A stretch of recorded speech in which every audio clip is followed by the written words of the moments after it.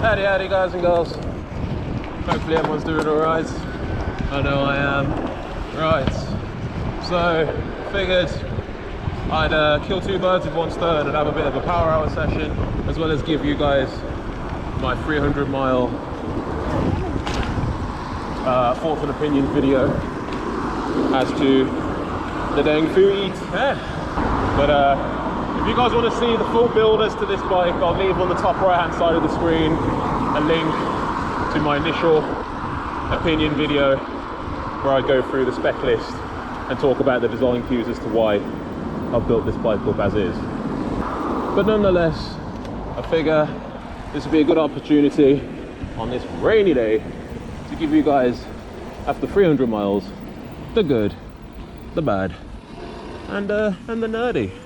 By no means this is not a full review, but this is stuff in which I've been able to gauge on this Dengfu E10, which I gotta say, I can see why there is a cult following for these bikes, because for what they are, they're not bad. Positive number one, and this is something in which isn't lost on me, ladies and gentlemen, but essentially these frames came out in 2019. And I've got to say, they've aged well. Like, there's a couple of electric mountain bikes which I know which are mainstream, which haven't aged as nicely due to the components they're able to use. And yet this, which came out in 2019, runs a metric rear shock, tapered steerer, tapered headset, 31.6 seat post diameter. It's aged quite well, notwithstanding, like, this bike is compatible with up to like 3 different motors, the newest of course being the new M510, so it's not bad.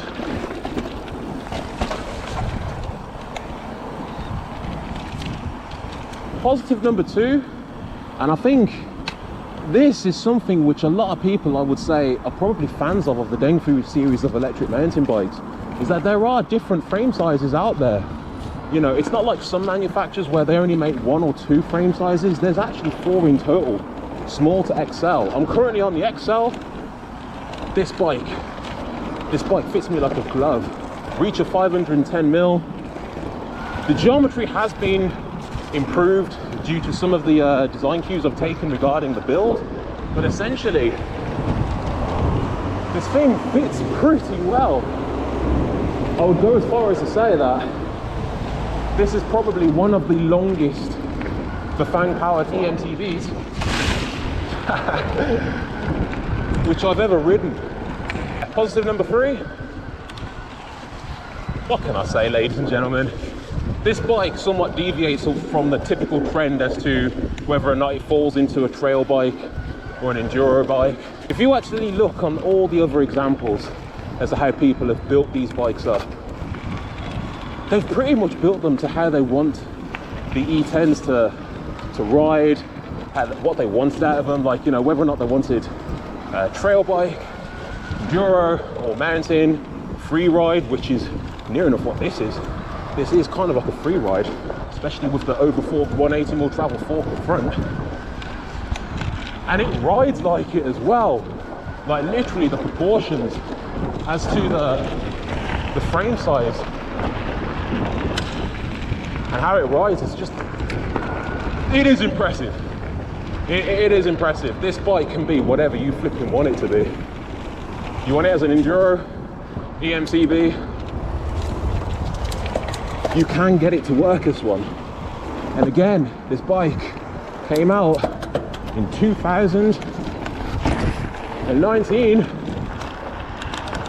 That is not lost on me, people. Like, I know a lot of people would assume that because, you know, bikes like this are sold predominantly in the Far East, you have to order them and do all that kind of crazy nonsense, you can kind of not have as much dealer support compared to mainstream. But there is support Literally, communities are plentiful in relation to these bikes. There's like Facebook ones. Obviously, if you go onto emtb forums, there's Lord knows how many threads in relation to people's experiences as to the Dengfu. Oh, tight. Never mind. But like I said, there's plenty of support for these rigs.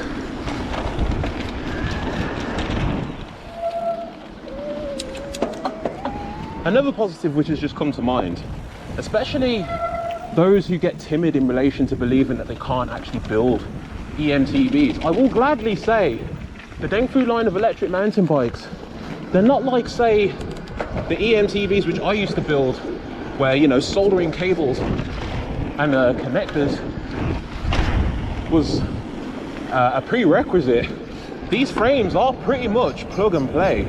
So I know a lot of people usually get hooked up on the idea of, do I need to know how to solder? Do I need to know how to do this and that and this and that?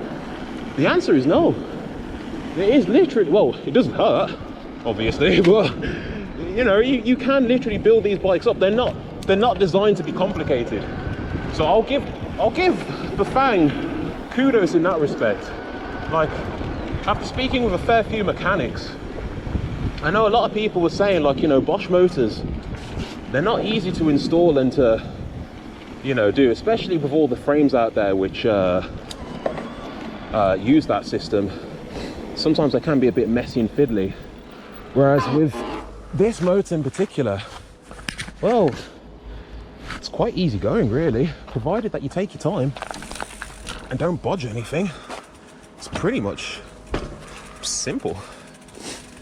You put your 3 retaining bolts to secure the motor, torque everything up to 40 newton meters of torque per each bolt, put the mounting plate or the lower guard on, obviously make sure that you route everything through in advance, and Bob's your encore. Well, it's good to go. I'm not gonna lie, man, it's quick.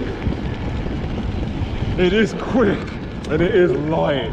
There have been a lot of people, the first thing they've said, it's lighter than I anticipated, and it is as well. Like, if you compare it to the E22, granted there's not much weight difference, but it is noticeable. Like, if you have to manhandle this, if you have to play the game of hiker bike on this thing, literally, it's like, it is just it's not lost on me, people, put it that way. It is not lost on me. Alright, I think this is where we will be using levels 2 and level 3. Loose. The bike's doing okay. Having said that, I think the higher level of assist will probably be needed just to compensate for the lack of grip more than anything.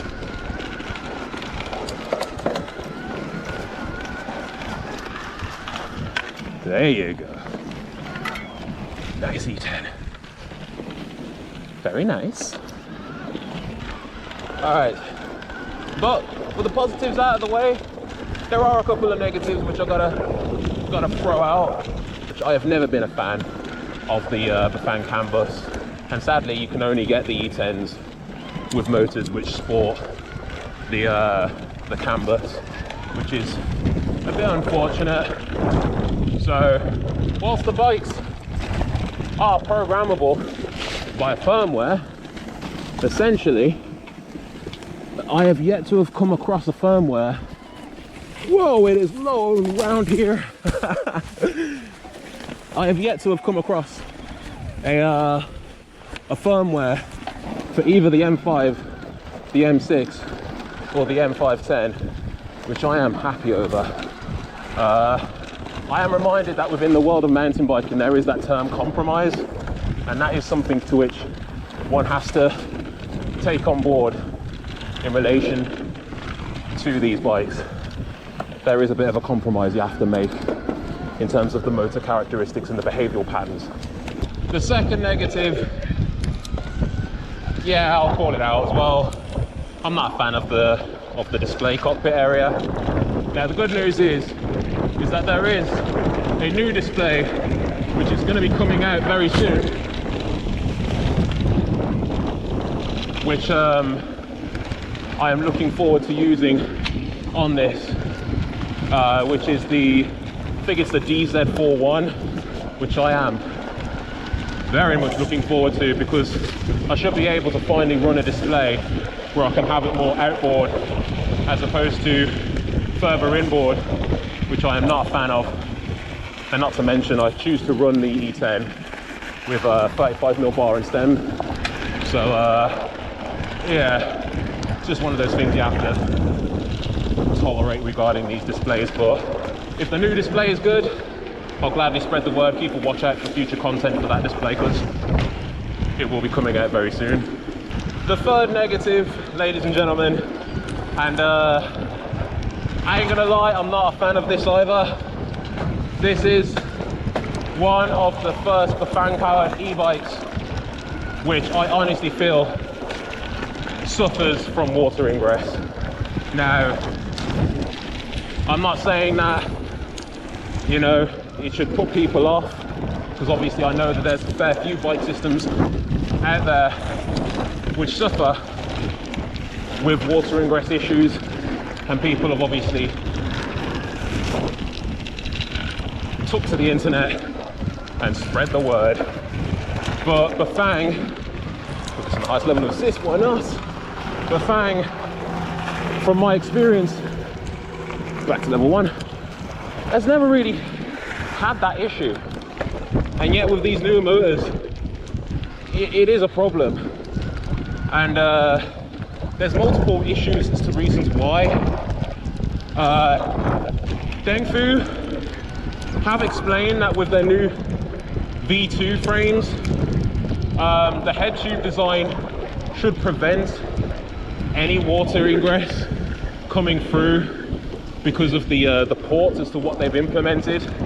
But having said that though, I've not had that same problem with the E22, only this one, which is a bit weird. But that's what Dengfu have explained. And as for Bafang, well, let's be real, Bafang ain't really going to comment at this stage. But we'll see whether or not the V2 frame rectifies that problem. But in all honesty, I think it's quite a few factors. Again, apologies for the wind noise if you're finding it difficult to hear. But that brings me on to my next negative. And this is going to shock a lot of people, but it's the God's honest truth. I've been quite fortunate in order to get discounts in relation to the frames which I've built up from Carbon Cycles. Huge shout out to them. But even so, with the B-set tool, I've had to flipping it. That was close. With the B-set tool, I've had to buy this new controller. This controller, definitely I had to buy that. And that weren't cheap. As well as, you know, this new display which I forked out for, which overall it wasn't that expensive, but still, obviously I'm deviating away from the original equipment which this bike came with. There are plenty of reasons as to you spending more money in order to get these things dialed in. So for those of you who look at these bikes and think, oh, they're cheap, yeah, go on then, and they're carbon. Yeah, do not be off the illusion that what you're paying for these bikes reflects the totality as to how much you are paying to spend, because it doesn't.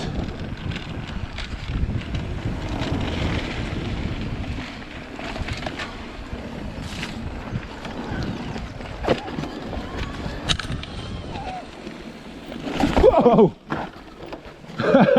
And that brings me on to fourth negative, which is definitely more noticeable on the E10 than it is the E22, and that is the chainstay length. Doing maneuvers like that, it does take some getting used to, and you can quickly lose the rear wheel. But having said that though, for climbing, it does come in handy. But for little tight switchback sections like that, It's a learning experience to which you definitely need to become acclimated to this platform for. I guess I should really talk about the nerdy aspect of this thing. I've already mentioned it before, but essentially this bike is compatible with up to 3 different motors, and so in which case,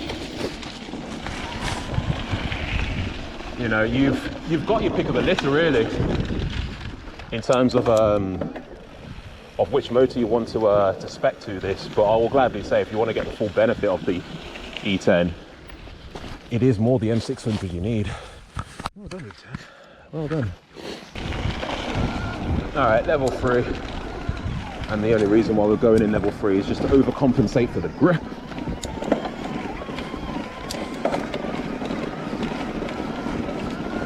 Yeah, man, it's doing the job. It can climb, it's fine. It's fine.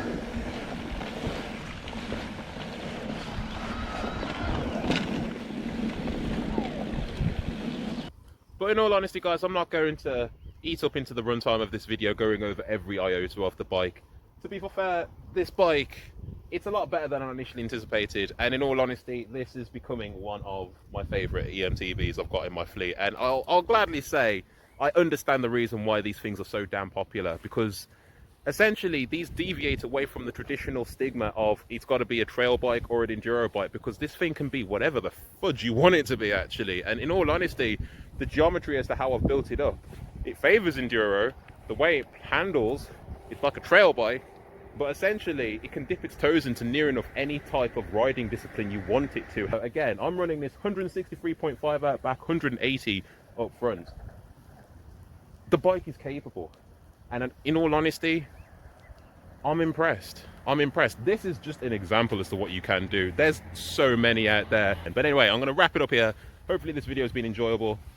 Comment down below if you've got any further questions. Link in the description to a Dengfu E10 thread, which is on EMTB forums. Link in the description to the Dengfu E22 frame thread if you want information in relation to that. And of course, until the next time, take it easy, stay safe, peace with the journey, #FABT, and I'll catch you then. Peace.